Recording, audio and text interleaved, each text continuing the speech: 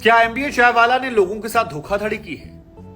क्या एमबीए चाय वाला बेवकूफ बनाकर लोगों को अपने आउटलेट्स लाखों में बेच रहा है?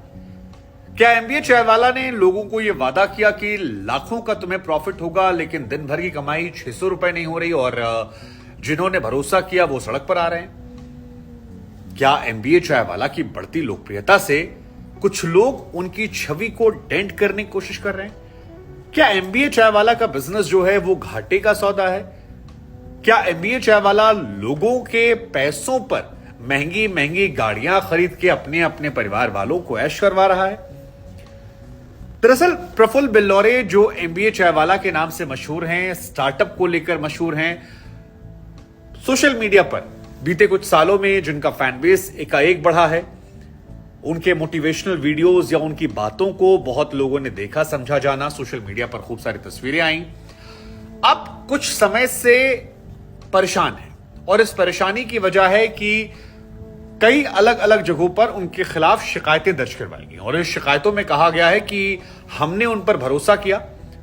उन्होंने बहुत सारे कमिटमेंट किए, लेकिन अब जब सौदा नुकसान का हो रहा है तो फिर पैसों को लेकर गड़बड़ झाल हो रही है। क्या कुछ ये मामला है और इस पर प्रफुल्ल का क्या कहना है, ये भी हम। दरअसल ये पूरे विवाद की शुरुआत तब होती है जब एक वीडियो सोशल मीडिया पर बहुत वायरल होता है, जहां पर एमबीए चाय वाला की फ्रेंचाइजी को लेकर एक लड़का 7 लड़कों को लेकर खड़ा होता है, 6-7 लड़कों को लेकर, और ये दावा करता है कि ये तमाम वो लड़के हैं जिन्होंने प्रफुल्ल से एमबीए चाय वाला की फ्रेंचाइजी खरीदी गई थी। इनका आरोप यह है कि इनको बड़े बड़े सपने दिखाए गए, इनसे कहा गया कि आपका प्रॉफिट रोज हजारों रुपए का होगा, लेकिन अब इनका यह आरोप है कि कुछ 100 रुपए भी वो दिन भर में नहीं निकाल पा रहे हैं। और इनका यह कहना है कि हमने विश्वास करके 30 लाख रुपए इस आउटलेट में लगा दिए, जिसमें एक बड़ी अमाउंट जो है वो पूरे उनकी तस्वीरें में या फिर अंदर जो सेटअप किया जाता है जिससे आउटलेट का लुक जो है वो एमबीए चाय वाला हो जाए, उसको हमने दे दिया और कुछ पैसा इसमें हमने फ्रेंचाइजी को लेकर दिया। इन लोगों का यह कहना है कि इनसे वादा किया गया था कि बिजनेस का मॉडल का तरीका जो है वो इन्हें सिखाया जाएगा, इन्हें बताया जाएगा और कैसे इसे और बेहतर किया जाए, कैसे धंधा चलाया जाए, ये सारी चीजों की हेल्प जो है इन्हें लगातार दी जाएगी और अगर कोई मदद की जरूरत पड़ती है तो वो की जाएगी। लेकिन अब जब इनका धंधा चौपट हो गया है तो फिर इन्हें इनका जो बेसिक रिफंडेबल अमाउंट था वो भी नहीं दिया जा रहा है और इन लोगों ने एमबीए चाय वाला पर फ्रॉडबाजी, धोखाधड़ी का मामला इंदौर में एक थाने में दर्ज कर। इसके अलावा कुछ दिनों पहले एक कॉल रिकॉर्डिंग जो है उसको भी वायरल सोशल मीडिया के जरिए किया गया था, जहां पर इंदौर में एक शख्स हैं युवराज, उनकी प्रफुल्ल से बात होती है और प्रफुल्ल से बातचीत के दौरान वो ये कहते हैं कि उनका धंधा नहीं चल रहा है और इस बात का प्रफुल्ल के पास कोई जवाब नहीं होता है कि इसे कैसे ठीक किया जाए और वो भी पैसा रिफंड मांगने की बात करते हैं क्योंकि बड़ा अमाउंट लगाया था। एक और मामला जो है वो प्रयागराज का है, जहां पर एक शख्स ने सोशल मीडिया पर आकर एक नोटिस दिखाया और कहा कि प्रफुल्ल ने उनसे वादा किया था या प्रफुल्ल की टीम ने उनसे वादा किया था कि अगर धंधा नहीं चलेगा तो पैसे जो हैं वो रिफंड कर दिए जाएंगे। उन्होंने भरोसा किया, उनके साथ देश के तकरीबन 20-22 लोग जुड़े हैं जिन्होंने ऐसा, ये उस लड़के का दावा है, सिद्धार्थ शायद उनका नाम है, जो प्रयागराज के रहने वाले हैं। वो ये कह रहे हैं कि हमारे साथ जुड़े और सभी लोगों से ऐसे ही वादे किए गए थे, लेकिन जब हमारा धंधा नहीं चला और हमने शिकायत की तो फिर और सोशल मीडिया पर जब हमने बात रखनी शुरू करी तो हमें 1 करोड़ रुपए का मानहानि नोटिस जो है वो प्रफुल्ल की तरफ से दे दिया गया है। उनका यह कहना है कि इस मानहानि नोटिस से हम लोग डरने वाले नहीं हैं और हमने गाजियाबाद के एसीजीएम कोर्ट में जाकर इस बात की शिकायत की है और प्रफुल्ल के खिलाफ हमने कार्रवाई की मांग की है और ये एक संगठन एक तरीके से बना रहे हैं देश के अलग अलग कोनों में प्रफुल्ल के खिलाफ। ये बात तो रही एमबीए चाय वाला के ऊपर लगे आरोपों को लेकर, लेकिन एमबीए चाय वाला ने भी इसको लेकर रिएक्शन दिया। प्रफुल्ल ने इंडिया टुडे ग्रुप से बात की और यह कहा कि उनके कुछ आउटलेट्स को लेकर ऐसी परेशानियां आई हैं, कुछ लोग हैं जिनका बिजनेस जो है वो नहीं चल पा रहा है, उनको लेकर वो संवेदनशील हैं, उनको लेकर उन्हें दुख है, लेकिन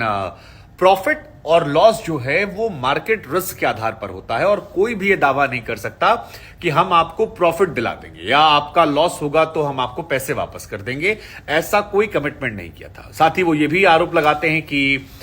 पैसा रिफंड करने की बात कभी नहीं कही गई थी। उन्होंने जो लोग अमाउंट बता रहे हैं वो थोड़ा बढ़ा चढ़ा कर बता रहे हैं, इतना अमाउंट नहीं था। अमाउंट जो था वो उस आउटलेट के डेकोरेशन को लेकर और बाकी सारी चीजों को लेकर था। साथ ही 5 साल तक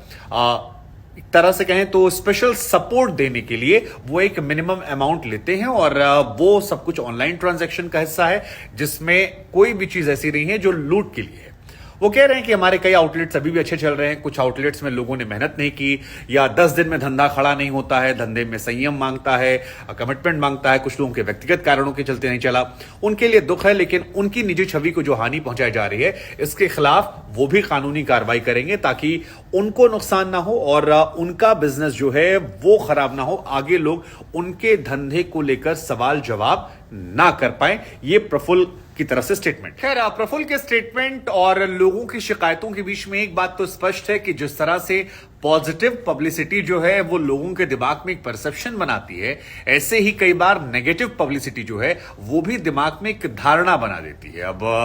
दोनों के अपने अपने फायदे होते हैं। जब आपकी पॉजिटिव पब्लिसिटी होती है तो आपका राइज तेज होता है, नेगेटिव पब्लिसिटी में कई बार हमने देखा है कि डाउनफॉल जो है वो तेजी से होता है।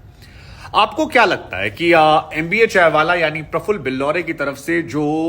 बातें कही गई, जो कहा गया कि उनका काम तो सर्विस प्रोवाइड करने का है, उनके नाम के आउटलेट्स जो हैं उसमें जो सामान वो देते हैं उसके पैसे चार्ज करते हैं, थोड़े से कस्टमर सपोर्ट को लेकर चार्ज करते हैं, वो जस्टिफाइड है या उन पर उनकी छवि को बदनाम करने की कोशिश की जा रही है क्योंकि कुछ आउटलेट्स नहीं चले? हालांकि ये भी सच है कि धंधा पानी हर इलाके का अलग अलग होता है, हर इलाके की डिमांड अलग होती है। या फिर वो जो तमाम लोग हैं, जो चाहे इलाहाबाद वाला लड़का हो जो कह रहा है कि 1 करोड़ के मानहानि का नोटिस दिया गया है, या इंदौर में वो 6-7 लोग जो हैं जो कह रहे हैं कि हमारा आउटलेट नहीं चला और हमसे कहा गया था कि आपको 10,000 का प्रॉफिट होगा लेकिन हम 6,000 रुपए नहीं कमा पा रहे हैं, अब हम अपने माँ बाप को मुंह कैसे दिखाएं? हमने 30-35 लाख रुपए प्रफुल्ल के नाम पर लगा दिए, उनके बिजनेस को देखकर लगा दिए, अब हम कहां पर जाएं? तो हमें लगा हम आपसे पूछते हैं इस पूरी खबर को बताने के बाद कि इस पर आपकी सोच क्या है, आप क्या रिएक्शन इस पर दे रहे हैं और आपको क्या लग रहा है, कौन सही है कौन गलत है, जरा कमेंट करें।